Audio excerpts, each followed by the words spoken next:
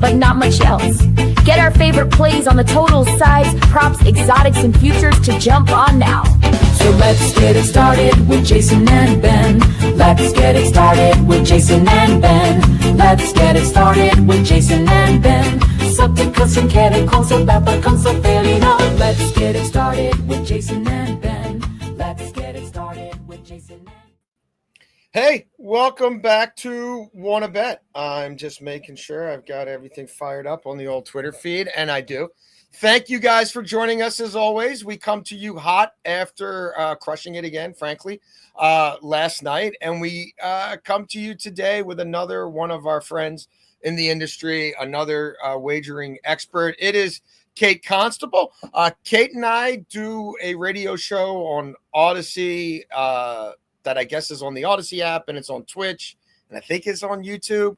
But you can find BetMGM Game Day from 8 to 11 Eastern on NFL Sundays. Kate does a lot of stuff at BetMGM Network. Kate is handicapping games over at CBS Sportsline. Am I missing anything, Kate? No, that's it. Okay. Yeah.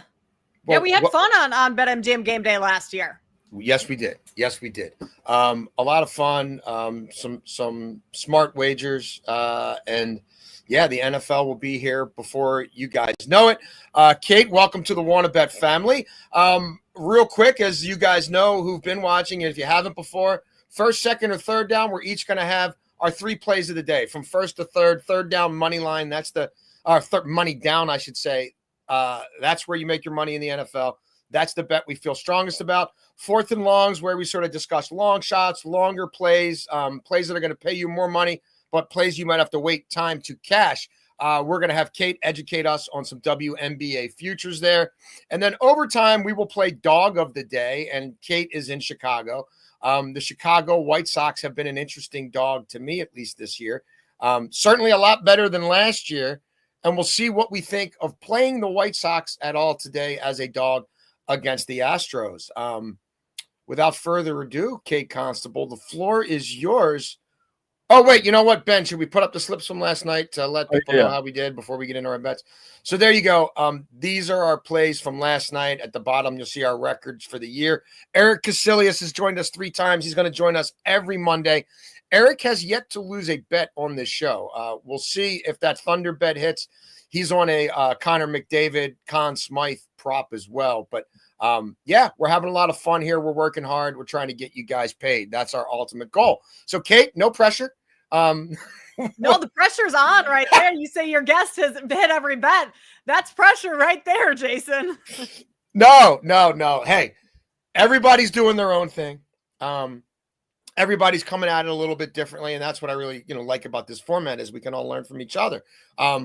So what do you have in first down, Kate?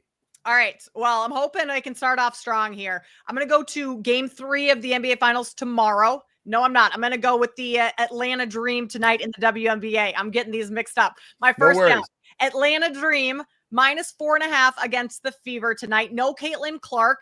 The Atlanta Dream have played, once. They beat the Fever once already this season, played them really close in that second game. And Indiana, they thrive on turning their defense into offense, ranked second in points off of turnovers, but that's an area that Atlanta really excels in. I mean, the Dream, they don't turn the ball over at all, and they lead the league in points off turnovers allowed and fast break points allowed. They're also a phenomenal rebounding team, especially on the offensive end, and this line has just been moving in favor of Atlanta over the past 24 hours-ish. It was 2.5 prior to the Clark news.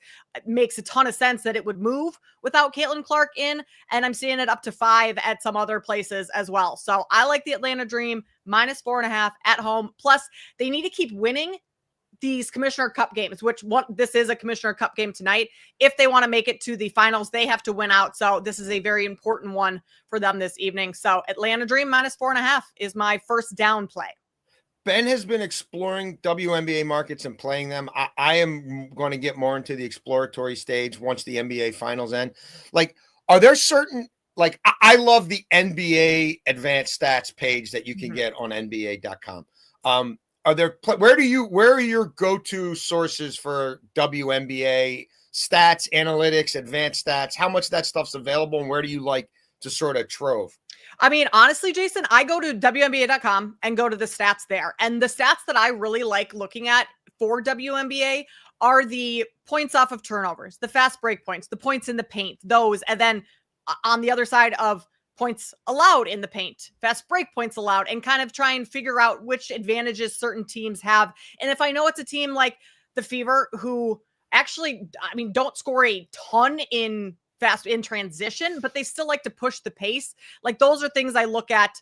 And it's all just WNBA.com stats there. I don't have like a ton of high level analytical things. It's just watching the games, knowing these teams and personnel, and then matching the stats up to them that I see that stand out.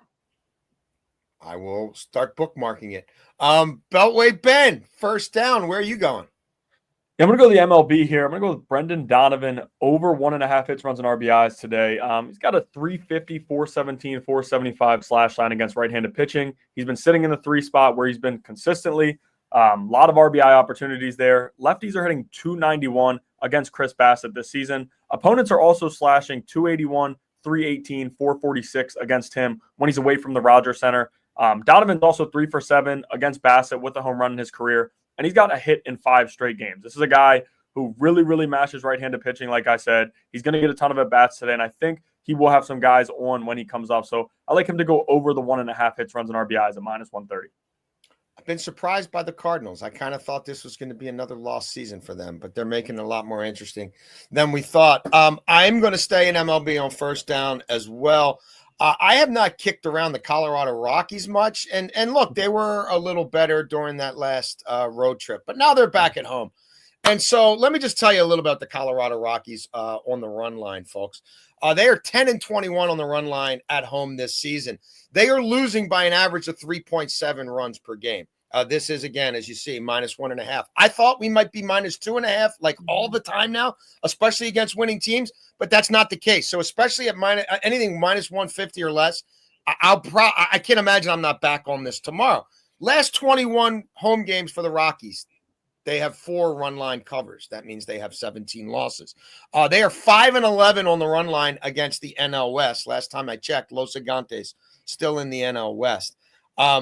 After a loss, which they lost on Sunday, Colorado did, they are 16-36 on the run line after a loss with an average margin of defeat of 3.1 runs.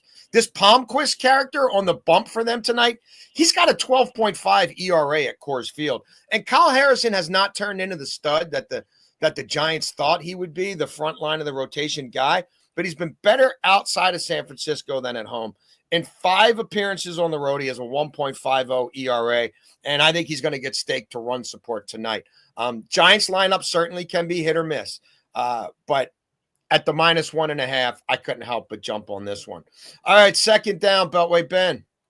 Yeah, second down, I'm going to stick to the MLB here. I'm going to go here with Ryan Pepiot, over 16.5 outs recorded at -110. Anybody watching our show yesterday knows EK had the Rays on the money line, and we saw what type of odd game that was, but they were able to pull it out. But that was with the bullpen throwing 5 1/3 innings pitched. Rodriguez threw 21 pitches. Seymour, who isn't a high leverage guy, but he threw 28, and then Fairbanks threw 30. Can't imagine we'll see him again. They're going to need Pepiot to go out and get a bunch of outs here. 6 straight he's gone over this total, and 9 of his last 10. The Red Sox did hit him pretty hard the last time they faced, but he still was able to get 18 outs and finish 6 innings. We also see guys like, in the MLB, it's pretty common to see a guy get shelled by a team and then his next outing somehow shut them down. It's just what happens.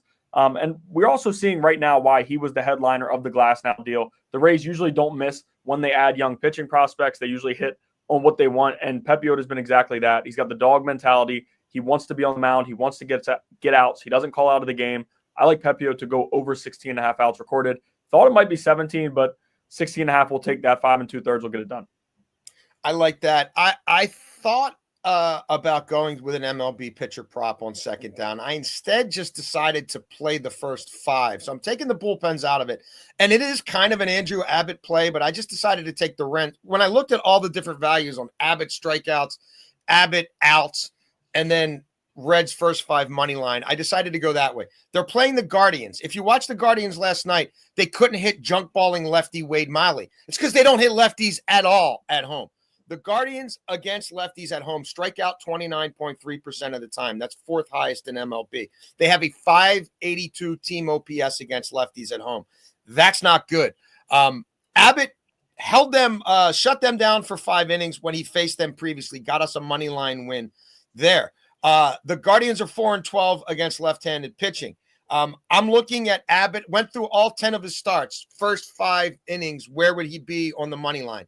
6 outright wins, 2 losses, 2 draws. So I'm comfortable with what he's done in 5 inning sample size. I don't like the Guardians against lefties. The Guardians do better damage against bullpens, innings 6 through 9. So I'm going to eliminate that. Abbott probably goes over the strikeout prop. I came this close to going that way, but ultimately I didn't chase the plus money. I'm going to just play the Reds on the money line. How about you, Kate? Second down. All right, now I am going to the NBA Finals, Game 3 tomorrow night, and we're going to go Tyrese Halliburton over 17.5 points. Halliburton has been so quiet in this series, which is crazy to say because he hit the game winner in Game 1. But in terms of his scoring, I mean, 14 points in Game 1, 17 in Game 2, 12 of those came in the fourth quarter, basically garbage time when the game was already over. He had 5 points going into the fourth quarter. That's not going to get it done for this Pacers team. They need Halliburton to be more of a scorer. And we always seem to get, at least in the previous 3 series that he's played in, like 1 or 2 games where he explodes scoring wise. And I think coming back home to Indy in front of those home fans, tomorrow is going to be the night. And even more so because he has shot 0 free throws in this entire series over the 2 games. He has not gotten to the line once. And I think that's going to be a point of emphasis that Carlisle is probably hammering home with him over the last couple of days is you got to get downhill. You got to get to the basket, draw some contact, and score a little at the free throw line. And so if he can add a couple free throws on top of, what he's already averaging 15.5 in this series, I think we go over 17.5 for Tyrese Halliburton. And I like the price because it's shaded to the under right now. So you're getting minus 108 for the over 17.5. Sometimes this format is serendipitous because my third down play is Tyrese Halliburton, and I studied him a lot the last 24 hours, and I decided to go the assist route. And there's a lot of people. I thought you were going to say you were going under, Jason. I was No. That would not be serendipitous. No. That would have been the opposite of that. Would have been anti-serendipitous. No, I decided to go assist instead of points, and this is why. Like, maybe I consume too much NBA content, and maybe some of it borders on conspiracy theory. But there are people out there who are wondering if he's 100%, right? And there's been some of these shots of him in the tunnel off to the side where he's limping. Now, is that gamesmanship? How real is that? Like, are people making too much of that? But it did infect my head a little bit. So I'm like, okay, what if he is at 90%? And maybe that's part of why he's not getting to the line as much, and we're not seeing him draw as many fouls. And I think OKC is obviously focused on him, and OKC is great at taking the main guy away, scoring-wise. Now, saying that, 20 points at home, that's at 17.5. Like, I almost went that way. But I just started to think, okay, well, what if he is going to be a little more passive? And what if they're doing something to him that's taking away what he'd normally do, couple that with whatever might be going on, lower body. But he's got a dish. And they score more points at home. And they play with a higher tempo at home. So I went over 7.5 assists. These are his assist totals at home in the playoffs. 13, 15, 7, 5. That was in 26 minutes in a weird game against the Knicks. 5 when he only played 30 minutes against the Knicks. 9, 12, and 12. He's averaging 10 assists per game at home in the playoffs. He's averaging 9.3 assists per game overall. He's got a 40% assist percentage at home in the playoffs. That's best in the NBA. By comparison, SGA at home, where OKC is great, has a 30% assist percentage. So he's going to be moving the ball around. I think they're going to score more than the 110 they've been struggling to score on the road anyway. So I went with the assist. A lot of people think Halliburton will bounce back here in one way or another, and obviously Kate and I are among them. Kate, what do you have third down? Third down. We are going to tonight, the Chicago Sky. Their team total under 73.5. They are playing in New York against the Liberty tonight. I like this because Courtney Vandersloot, the Sky's starting point guard, a veteran point guard in this league, she just went out with a torn ACL. So she's done for this season. And so all of a sudden your offense is having to shift a little bit. And this is less about, I mean, she's averaging 10 points a game. I'm not necessarily concerned about that. That's not part of the handicap as much as just facilitating this offense and getting the Sky in their offensive sets against the best defensive team in the league, in the Liberty. So you're on the road, you're without your starting point guard, and the Sky also have the highest turnover rate in the league. They're giving up a ton of points in transition. So one, the turnover aspect of it is there goes a couple possessions right there, right? Like if you're turning the ball over, your number of possessions is going down. Your opportunities to score are going down. And then on the other side, like I think this could also be a spot where if you wanted to lay the points, I think the Liberty just absolutely demolished the Sky tonight, where late in the second half, like this team is demoralized. They're just kind of done and waving the white flag. So I like the Sky under their team total 73 and a half as my third down bet for today. Excellent. Beltway Ben hit a WNBA bet last night. I appreciate him sticking with it. The Plum over threes, which cashed, no sweat, cashed in the first half, correct? Beltway Ben. Are you going back to the WNBA tonight in third down? What are we feeling here? I'm not. I'm sticking to the MLB. I just, when I was looking, I didn't love any props tonight, but I'm going to go with the MLB here. Brent Rooker over 1.5 hits, runs, and RBIs at -140. Hitless in 2 straight for him, which is pretty rare. And he matches up well with Jose Soriano, he's 4 for 7 with the home run and 5 RBIs against. And a number that stood out to me, last year at Angel Stadium, Rooker was 11 for 28, 3 home runs, 786 slug. Mashing the ball at that stadium. Last night he went 0 for 4 there. Has to bounce back here. And it was a pretty calm night for the A's as a whole at the plate, especially their top guys. Yusei Kikuchi had things working. They were able to get to the bullpen a little bit, but it wasn't really many of the top guys. Soriano has really struggled at Angel Stadium this year, 5.93 ERA. Righties are slashing 356, 431, 422 at home against Soriano.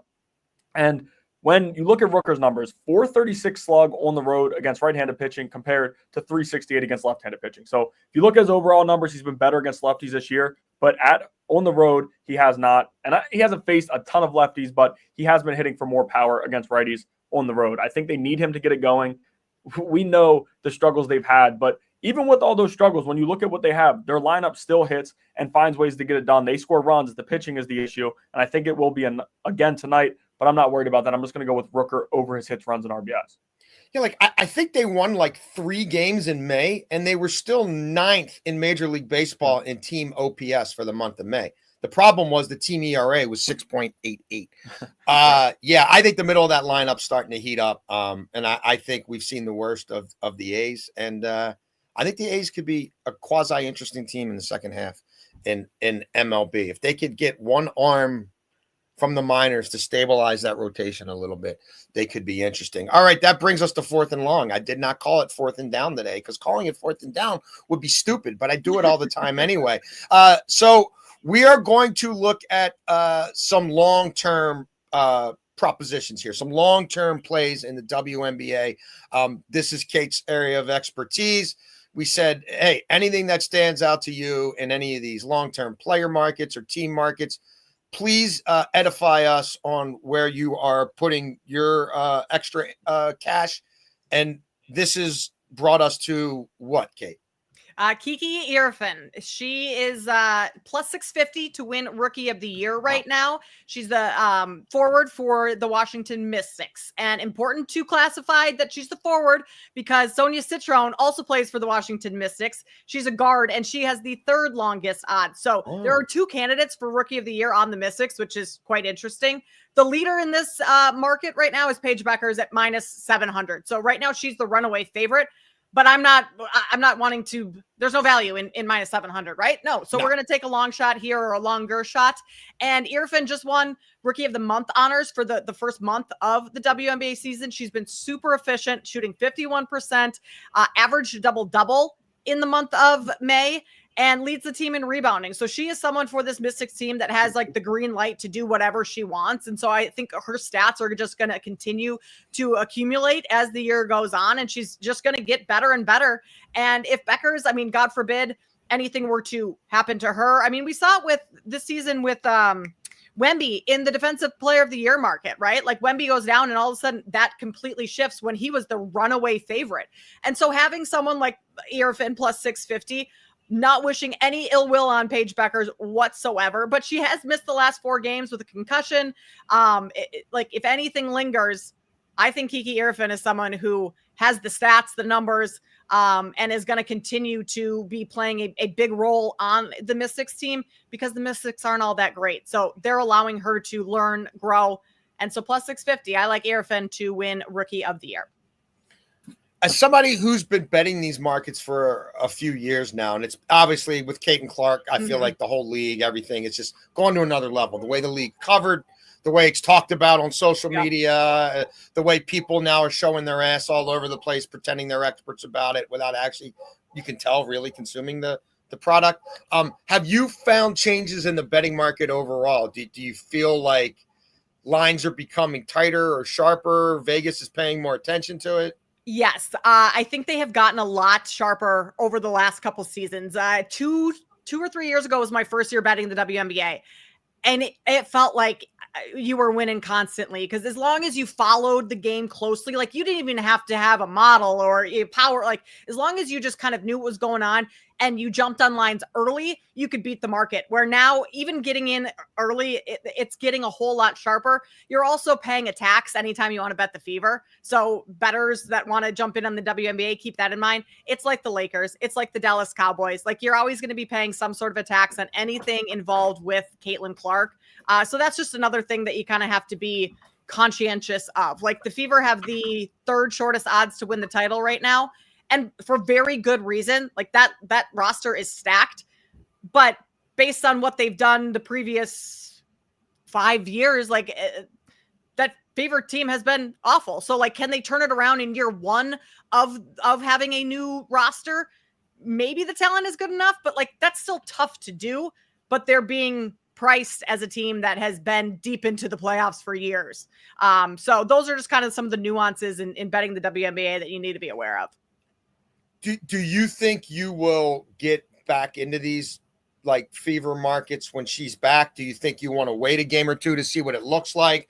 Do you think right away, you know what I mean? They're going to be trying to break like, we can do whatever we want with these lines and make a lot of money on these fools because they're going to throw all their money on this team now that they've been waiting to bet her for 3 weeks or 4 weeks or whatever it turns out to be. That's what I think is going to happen. I am going to wait though and see how she looks after a game or two, because this is a soft tissue injury. If this is anything that lingers, the WNBA season is so short that if she continues to miss time, like Napheesa Collier in the MVP market, she's the leader right now. Like she's having a phenomenal season.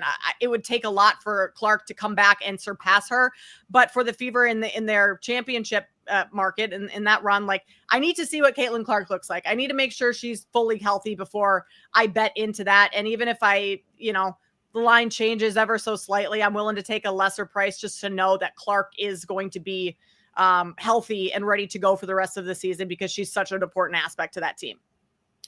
Beltway Ben, anything that you want to tap into here? Any questions for Kate before we move on to overtime? No, I did like the Kiki pick. I'm a Mystics fan. Washington Wizards, Mystics, and then Baltimore sports teams. But I was excited to see that. a Wizards fan. I'm so sorry. It's pathetic, isn't it? Yeah. It's pretty pathetic.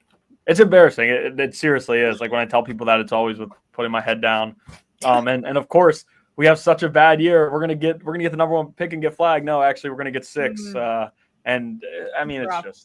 tough. But I think the Mystics' future is bright. And like you said with Kiki, and you also talked about Paige's injury. Like Paige dealt with injuries in college as well. So if she goes down, I do like that though. Kiki's been killing it. I have confidence in the Wizards' future, but I think the Mystics are a little bit more bright right now. Yeah. I don't know anything about the Mystics, but I would say they got to be in a better place than the Wizards. Like that's just by default. Okay, I just wanted to double check. In overtime here, we're going to discuss the Chicago Pale Hose. I just wanted to make sure there hadn't been any scratches. I'm checking the MLB app to make sure that this is still the pitching matchup. It is. This kid should be getting Rookie of the Year attention. I have not looked at those markets, but Shane Smith has been absolutely consistently excellent. A Rule 5 pick for the White Sox. He's on the mound today with his 2.45 ERA. He faces Lance McCullers Jr., who missed a lot of time and has struggled a bit since he's come back. Kate, you are in the Chicagoland area. This is dog of the day. And so let me just make sure I've got all my pups. This is where if we get behind one of these dogs, then we decide how we're going to play them. So like on my end and Ben's end, props. This is Copper, our smallest dog. If we're going to sprinkle on something, then we go Copper on this end.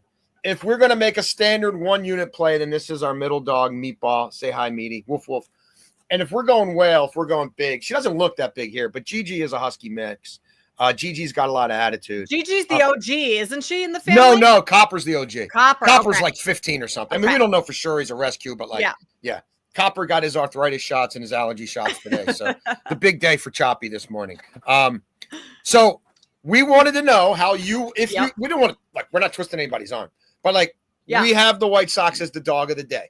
And we wondered, Kate Constable, being in the Chicagoland area, if you would sprinkle any money or put any money on the White Sox in any capacity today against the Astros. All right. Here's who I have here. Oh, look at that. This is Griffey. Hey, Griffey. And Griffey is named after Ken Griffey Jr., Awesome. who played for the White Sox He did. for a couple games, right? Yeah. So I think we have to go with Griffey's the OG. Griffey is no longer with us, but he's the OG dog. And so I think we're going to go with this sprinkle here. Okay. One, because you look at Lance McCullers' numbers, like he has been striking out a number of hitters over the last couple of games.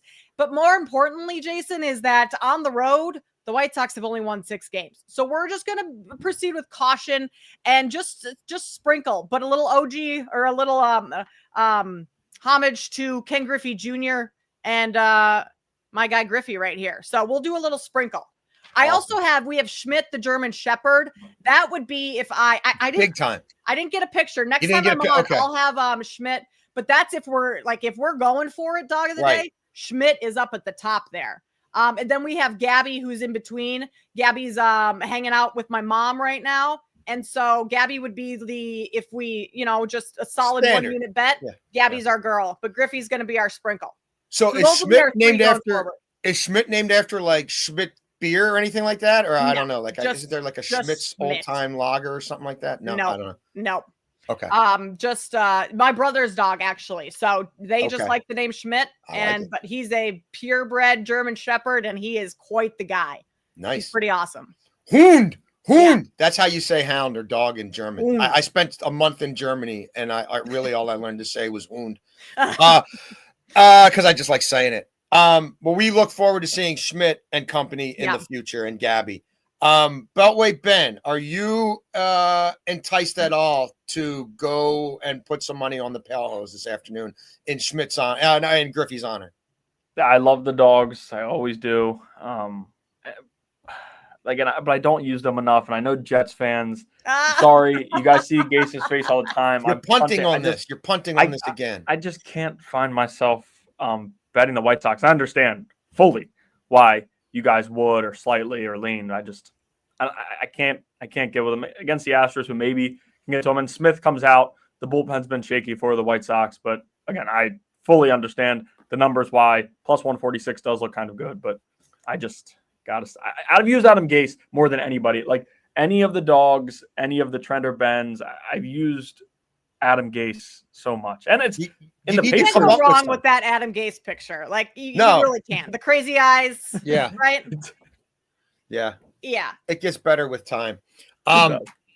Okay. I have played the Chicago White Sox. I bet them last night, and I made a meatball play on them. I made a standard 1-unit play on first 5 money line.